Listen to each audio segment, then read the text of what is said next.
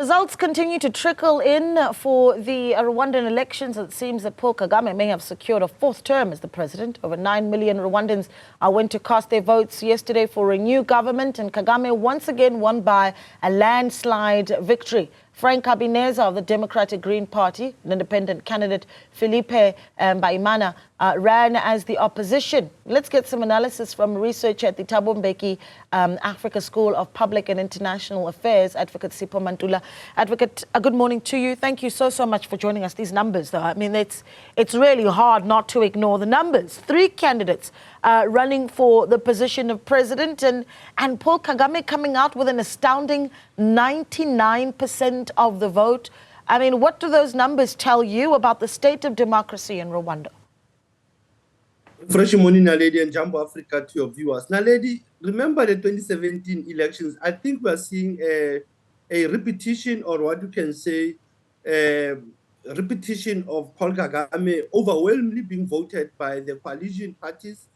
And one who looks at the numbers also, as we have said, that prior to these elections, you had other candidates who were bad or who were not allowed to can contest these elections due to what they will say the non-compliance with the electoral processes in Rwanda. And secondly, when you have to evaluate or audit that state of democracy, Paul Kagame will tell you that Rwanda has its own ways of defining democracy.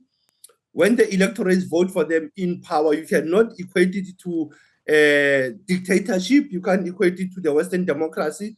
And that's how, when you feel of how these elections have even played out, it is in terms of the numbers that we're talking of almost 9.7 million voters. So Paul Kagame took 7 million, at least, of voters. And the 2 opposition or the 2 candidates, they just got less than 0%.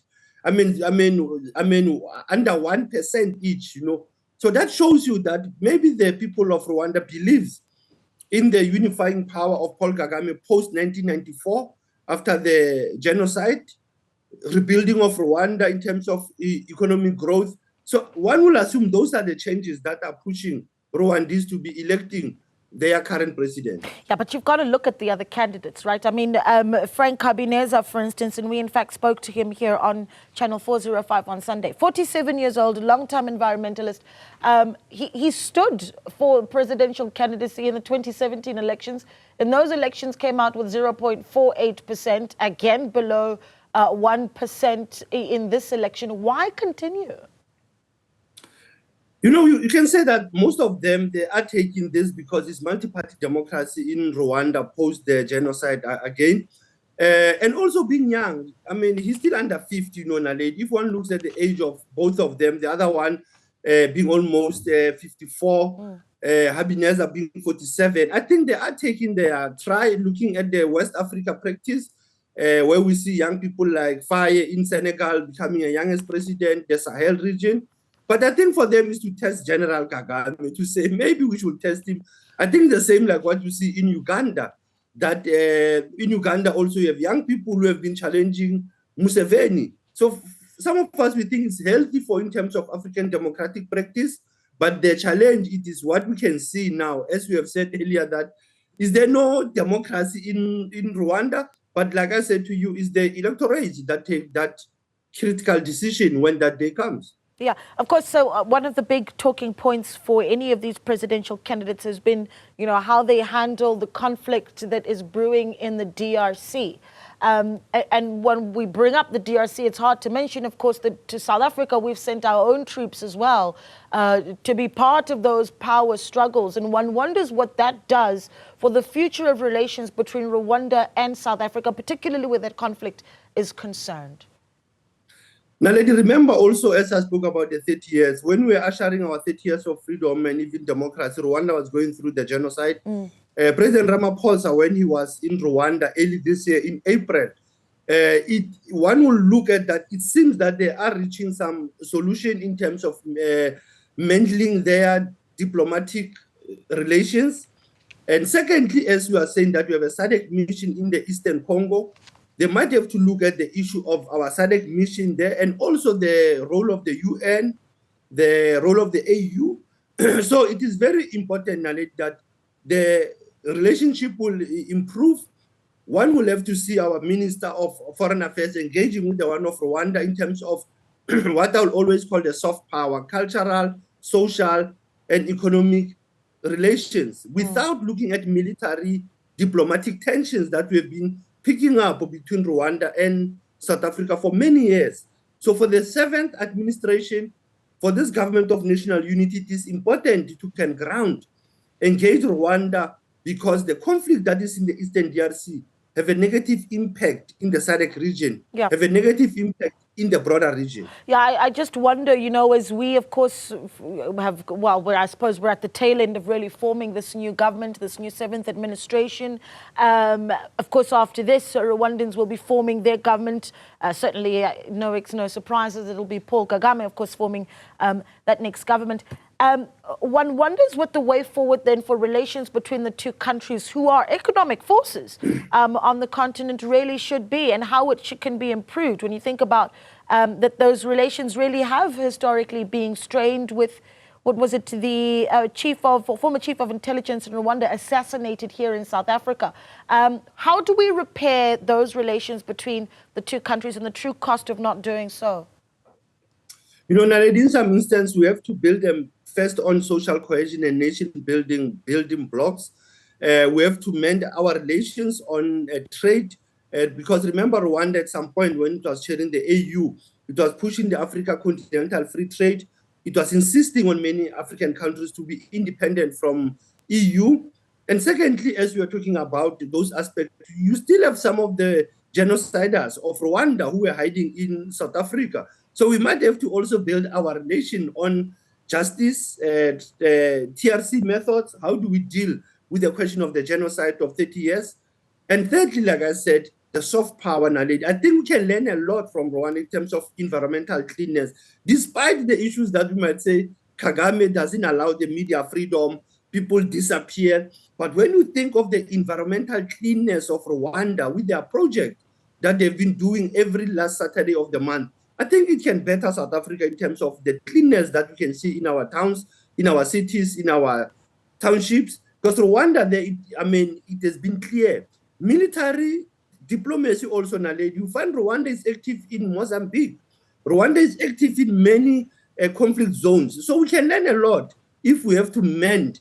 Our new Minister of Defense, and like I said earlier, of International Relations, must engage Rwanda on the new chapter, and on the chapter of building a better Africa, a better Rwanda, and a better South Africa. You know, I'm quite interested in what the international community is saying, and certainly is going to be saying, and on the back of these elections in Rwanda. I mean, you can't, of course, deny the fact that you watched organizations like Human Rights Watch, for instance, flag Rwanda for being autocratic and for not allowing human rights, for stifling human rights. I think that's the right wording. What do you think is going to be the biggest challenge that Kagame faces where the international community is concerned as he forms his new administration? Now, lady, one thing I picked up about Paul Kagame, he doesn't care about what does international community say. I think the main thing for him is to rebuild, is to strengthen the economy of Rwanda. And remember, as we said, Naledi, we had the AU Observer Mission, we had the East Africa Community, we have the EU Observer Mission. Once we get into their reports and look at what has come out of those elections, if there are some challenges, but if you look at the numbers, Naledi, you don't even foresee any presidential dispute petition. You don't see any parliamentary petition coming out of these elections. It will be just a matter of that silently. It means Paul Kagame is muting the activists, but the reports also must tell you something, Naledi. So one looks that Paul Kagame, in forming his government, he will look at his relation within the borders of Rwanda, the East Africa Community. He will look at his contribution in the African Union, continental free trade, peace and security matters, and also, like I said, he will look also into the global south. What will be the Rwanda's view in the BRICS Plus, as the BRICS Plus will be now meeting soon in Russia? They will also look at their role at the United Nations Peace and Security Council, because Rwanda has been vocal also in the global conflicts, whether Russia, Ukraine, Middle East. So one looks at that, he will form his party, but what I know, he will still stick with his family to be surrounding him, because some of these leaders, they also put their children to guard against any threats of military coups that might emerge. So they will also put their children also in some of those packages and executive offices. Yeah, and this is where the conversation becomes quite complex, because while you raise all of those issues that are obviously contentious, you've got to, of course, at the same time look at Rwanda's economy. And if you take a look at a graph, for instance, the GDP growth, I mean, from 2000 onwards, it's a sharp increase going up, right, under the leadership of Paul Kagame. Can we talk a little bit about that? His economic goals in this new administration, perhaps lessons that we can learn from an economic point of view about why Rwanda seems to be seeing the sharp rise in GDP growth over the past 24 years? I think one thing that they have done was to look at their neighbors. They look at their growth in terms of tourism, their tea, their industrial production. They look at basic things. You know, when you look at one, it's the fastest growing actually in East Africa. Hence, it is important, as you were saying earlier, for its economic relation with South Africa, it will be important to rescue us. When you look at their energy also, weather, power, electricity, they are managing. Unemployment rate, they are managing, you know. And that's the thing that Kagame said. He doesn't want to leave anyone behind. Now that he's going for the 4th term, and it's not a 7-year term, it's only 5 years in office, 5 years that he will come in, he will have to strengthen the issues of economic growth that he has been managing.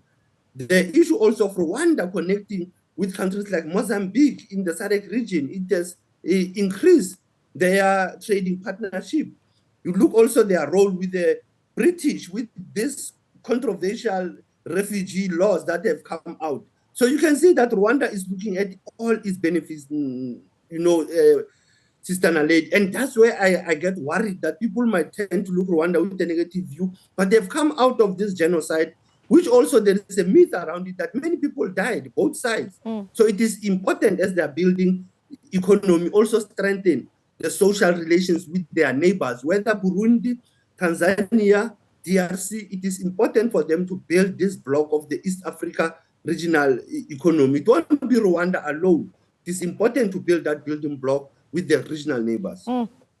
Yeah, I mean, you got to look at the numbers, and they're quite astronomical. Just one, Rwanda's annual economic growth growing by 9.7%. That's in the first quarter of 2024. Numbers that I think South Africans could only fantasize about at this point in our economy. But we're going to leave it there. Thank you so much for speaking to us, Advocate Sipho Mantula. An absolute pleasure. He, of course, is a researcher with the Thabo Mbeki African School of Public and International Affairs.